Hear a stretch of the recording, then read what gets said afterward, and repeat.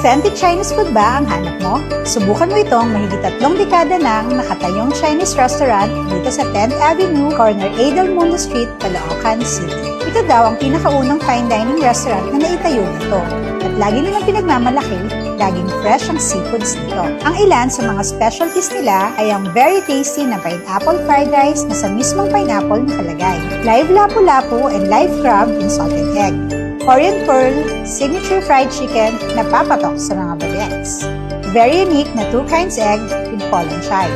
All-time favorite sa mga Chinese resto-based patatim. At ang very refreshing na black jelly with lychee.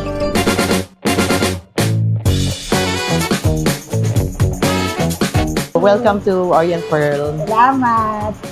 Yan. Alam mo, bata pa lang ako kumakain na kami dito. Thank As you. in grade school. Every Sunday, pag family day, ganyan. Isa to sa mga kinakainan talaga namin. Masarap kasi babalik-balikan mo talaga yung mga pagkain dito. Authentic Chinese. Ayan, tignan nyo yung fish. Sobrang fresh. Oh. Eto, hindi talaga ito nawawala sa order pag kakain ka sa Chinese restaurant. So, tikman na natin.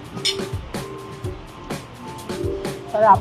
Sobrang fresh. Yun pa rin yung lasa niya 34 years ago. Ito ay pineapple fried rice. Ako first time kong kakain ng pineapple fried rice. So, ayan, tika natin. Nasa nga siyang Chinese dish. First time ko. Sarap.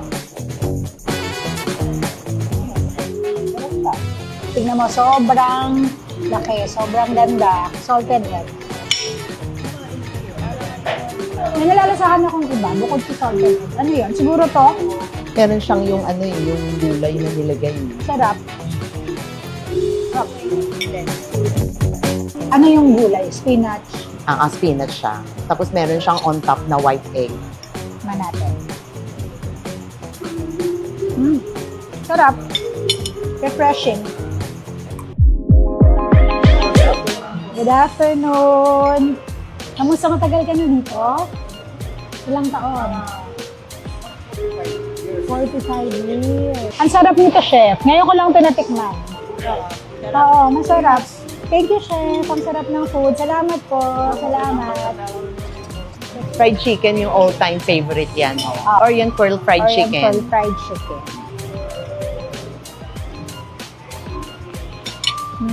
Authentic Chinese fried chicken. Sarap. Nagustuhan to ng kids.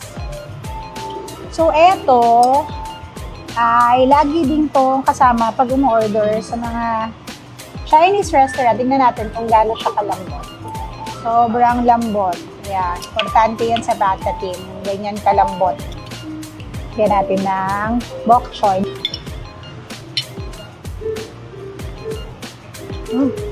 Sobrang lambot. Malasa.